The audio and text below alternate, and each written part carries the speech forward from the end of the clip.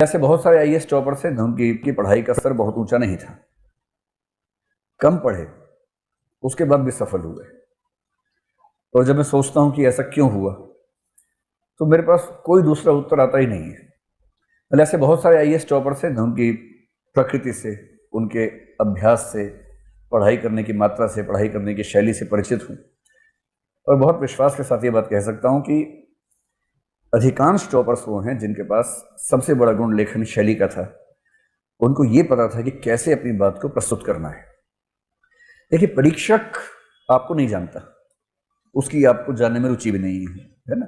उसके पास तो आपका विजिटिंग कार्ड है, आपकी उत्तर पुस्तिका। आपकी उत्तर पुस्तिका से ही आपके पूरे व्यक्तित्व को वो समझेगा। और इस परीक्षा में 2025 में से 1750 अंक आपके लिखे हुए पर आने हैं।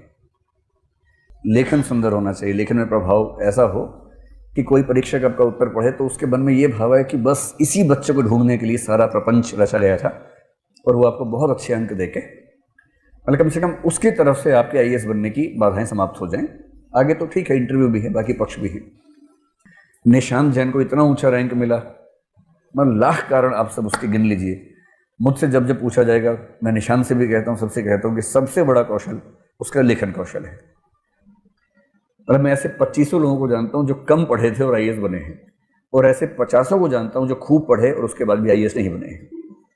और इन दोनों के बीच का जो गैप है, अंतराल है, मेरी राय में उस अंतराल का संबंध उत्तर लेखन क्षमता से है। इसलिए थोड़ा ध्यान से, केयरफुल होकर सारी बातों को समझिए और फिर आज से ऐसा लिखिए कि कालिदास को लगे कि मैं सही देश में पैदा हुआ था, मेरे देश का सिलेक्शन गलत नहीं था। ठीक है। भाषा में सबसे महत्वपूर्ण गुण होता है प्रवाह। तो थोड़ा मुश्किल हुआ मेरे लिए कि मैं पहले वाले को काउंट करूं या प्रमाण को काउंट करूं या प्रवाह को काउंट करूं, लेकिन बहुत नजदीकी संघर्ष में अंततः शायद मैं प्रवाह को नंबर 1 पर रखूंगा। नजदीकी संघर्ष है, एक तरफा नहीं। पर मैं अपनी राय अगर बताऊंगा तो मेरे ख्याल से प्रवाह नंबर 1 पर है, क्योंकि मैंने ऐसे कुछ उत्तर पढ़े हैं। अगर लिखने वाले की भाषा में प्रवाह हो तो कभी कभी वो प्रवाह में परीक्षक को इस तरह से बहा के ले जाता है कि परीक्षक ये भी भूल जाता है कि उत्तर उस प्रश्न का है ही नहीं जो पूछा गया था। वो खो जाता है कि क्या लिखा है, वाह, और नंबर दे देता है। उसको बाद में रियलाइज होता है, रात को सोते हुए सपने में आता है कि अरे वो तो उस प्रश्न का उत्तर था ही नहीं, पर तो नंबर दे चुका हूं। अगर प्रवाह आपके पास है, प्रवाह का मतलब बहते हुए पढ़ा जाए, एक एक शब्द में आपस में लिंक हो, एक एक वाक्य में लिंक हो, हर वाक्य पढ़ते हुए लगे कि पिछले वाक्य का रिजल्ट है और अगले वाक्य की भूमिका है। अगर ये प्रवाह आपके उत्तर लेखन में, प्रवाह कैसे आता है, बात होगी उस पर, लंबी बात होगी, लेकिन सबसे पहला गुण है प्रवाह। दूसरा गुण है यथासंभव शुद्धता। इस बात को लेकर लोग बड़े नाराज हो जाते हैं। कई बच्चे पूछते क्या शुद्ध हिंदी लिखना जरूरी है? शुद्ध भी नहीं बोलते कम वक्त, क्या शुद्ध हिंदी लिखना जरूरी है? तो मैं बोलता शुद्ध नहीं लिखना जरूरी है, शुद्ध लिखना जरूरी है। ऐसा कई लोग तो गौरव से कहते हैं कि मैं शुद्ध हिंदी नहीं लिख पाता हूं, कैसे फर्क पड़ेगा? गलत फहमी है। कई लोगों को ये गौरव का भाव लगता है कि मैं शुद्ध हिंदी नहीं लिख पाता हूं, तो हिंदी माध्यम क्यों चूज किया था? अंग्रेजी कर लेते। अच्छा, वो अशुद्ध भी नहीं लिख पाते हैं, इसमें तो शुद्ध में दिक्कत है। तो जो भी माध्यम है आपका, जो भी भाषा आप लिख रहे हैं, कहने को कुछ लोग कहते हैं कि साहित्य को छोड़ के बाकी विषयों में फर्क नहीं पड़ता कि आपकी भाषा शुद्ध है या नहीं है। ये कहने की बात है, और आनुपातिक अर्थ में ये बात सही है कि साहित्य के विद्यार्थी के लिए भाषा थोड़ी और शुद्ध हो, साफ सुथरी हो, ये अपेक्षा रहती है। ठीक बात है कि भूगोल का विद्यार्थी, लोक प्रशासन का विद्यार्थी अगर थोड़ा बहुत शब्द गड़बड़ करेगा तो परीक्षक शायद बुरा ना माने, और इसमें जो एजम्पशन है वो ये कि लोक प्रशासन भूगोल का परीक्षक भी शायद थोड़े बहुत शब्द गलत लिखता होगा, संभवतः है, ऐसा मान लेते हैं। और मैं दावे से आपसे कह रहा हूं कि अगर आप आसान किस्म के शब्दों को गलत लिख रहे हैं तो परीक्षक किसी भी विषय का हो, उसका मिजाज बिगड़ जाता है। और यदि उसका मिजाज बिगड़ा तो फिर ऐसा नहीं है कि आपके नंबर नहीं कटेंगे। और शुद्ध लिखने का मतलब दोनों अर्थों में, ना ग्रामेटिकल मिस्टेक्स हो, ना स्पेलिंग मिस्टेक्स हो। और जो विद्यार्थी आमतौर पर करते हैं वो वर्तनी के मिस्टेक्स ज्यादा करते हैं। वर्तनी यानी स्पेलिंग। स्पेलिंग मिस्टेक्स कई बार इतनी ज्यादा होती हैं कि पढ़ते हुए ना हर 5-6 शब्दों के बाद लगता है जैसे दिल में किसी ने खरोच लगा दी हो। इतना खुरचेंगे परीक्षा के दिल को तो कैसे आपको अच्छे नंबर मिलेंगे। और सही भाषा हो तो पढ़ते हुए बड़ा सुख महसूस होता है कि कितना प्यारा लिखा है। और कुछ लोग व्याकरण में गलती करते हैं, जैसे वाक्य रचना में मिस्टेक करते हैं। मतलब वाक्य शुरू कहाँ से हो रहा है, वाक्य खत्म कहाँ हुआ, कोई बीच में लिंक नहीं बन रहा है। भारत के स्वाधीनता संघर्ष में महात्मा गांधी और नेहरू जी का विवाद हो गया हूँ, अगर आप ऐसा वाक्य लिखेंगे, शुरू कहाँ से हुआ, खत्म अचानक कहाँ हो गया, कोई लिंक समझ में नहीं आ रहा, तो परीक्षक क्यों प्रभावित होगा। लंबे वाक्य लिखिए, उसमें दिक्कत नहीं। ऐसा आपसे कोई नहीं कहेगा कि लंबा वाक्य मत लिखिए, बस लंबा वाक्य लिखिए जब लंबे वाक्य की ज़रूरत हो, और उसको अब एक प्रवाह में लिख लें। जिनकी भाषा में प्रवाह है वो लंबा वाक्य ही ज़्यादा अच्छा लिखते हैं छोटे वाक्य की तुलना में, इसलिए लंबे वाक्य से परहेज मत कीजिए, लेकिन उसको ठीक तरीके से लिखिए। और भाषा में तीसरी बात है आपकी शब्दावली। शब्दावली के बारे में पहली बात है कि थोड़ी प्रांजल शब्दावली होनी चाहिए। प्रांजल का मतलब है साफ सुथरी सी,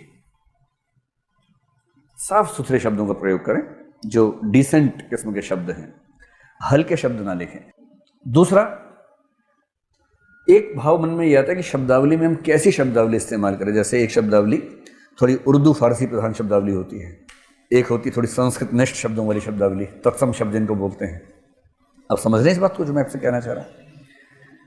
जैसे वजीर आजम साहब के मिजाज नासाज हैं, एक ये तरीका होता है कहने का। और दूसरा, the prime minister is not feeling good, वही बात कही है, कुछ और नहीं कहा है। प्रधानमंत्री जी का स्वास्थ्य अच्छा नहीं है। तीनों बातें एक जैसी हैं। अब क्योंकि हिंदी माध्यम है तो इंग्लिश वाला तो चलेगा नहीं, बिल्कुल भी चलेंगे पहले दो, मतलब पहला और तीसरा, इनमें से कोई।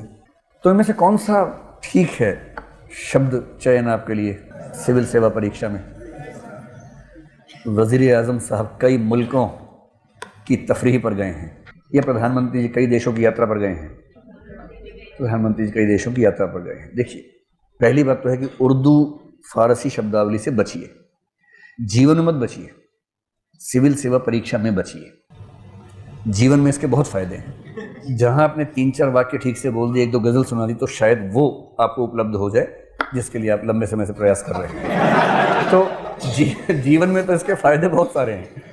अच्छे से शेर याद कर लीजिए, सुना दीजिए, उसमें थोड़ा उच्चारण में नुक्तों का ध्यान रखिए, उससे अदा आती है और उस अदा के फायदे मिलते हैं जीवन में। वहाँ अगर आपने ऐसा सुना दिया संस्कृत टाइप का, तो बात बिगड़ जाएगी वहाँ पर।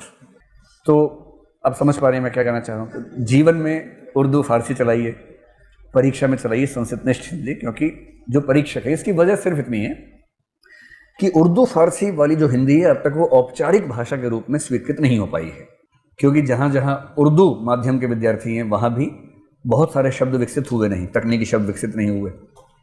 तो एक ऐसा माहौल है कि अगर आप हिंदी माध्यम में हैं तो आपसे परिष्कृत हिंदी और परिष्कृत में भी थोड़ा तत्सम हिंदी की डिमांड परीक्षक के मन में रहती है। इसका मतलब ये नहीं कि बहुत मुश्किल हिंदी लिखनी है, आसान भाषा लिखिए, लेकिन जब भी आपको शब्दों का चयन करना हो तो उसमें कोशिश कीजिए कि आप थोड़ा सा तत्सम शब्दों को प्राथमिकता प्रदान करें। तो प्राथमिकता जैसे एक शब्द है, तत्सम है, ये यूपीएससी में अच्छा माना जाएगा। और परीक्षक आमतौर पर यूपीएससी में वही हैं जो उस दौर से गुजरे हैं जिस दौर में तत्सम हिंदी को बेहतर माना जाता था। ग्राफ्स का, पाई डायग्राम का, वेन डायग्राम का, इन सब का प्रयोग किया या नहीं किया, नक्शों का प्रयोग किया या नहीं किया, आपने जो पेन यूज़ किया, पेन किस कलर का यूज़ किया, किन कलर्स के पेन यूज़ किए, कौन सा पेन, जेल पेन यूज़ किया या बॉल पेन यूज़ किया, ये जो सारे पक्ष हैं, इन सारे पक्षों को मैं कह रहा हूँ कि आपका प्रस्तुतिकरण कुल मिलाकर कैसा है, ये एक पक्ष बनता है। और यदि आपका इन सारे पक्षों पर ठीक ठाक पकड़ है तो फिर मैं कई विद्यार्थियों को ऐसा बोलता हूँ कि अगर ईश्वर बीच में आ गया तो अलग बात है, वरना आपको आईएएस बनने से कोई रोक नहीं सकता। और ये बात बहुत आसान है। मेरा ख्याल है कि आईएएस जितना हुआ है, दरअसल ये एक बहुत ही आसान एग्जाम है। बस आपको थोड़ा सा लिखने की क्षमताओं को डेवलप करना है, उसके बाद इस एग्जाम में कुछ भी नहीं है, बहुत आसानी से आप आईएएस बन सकते हैं।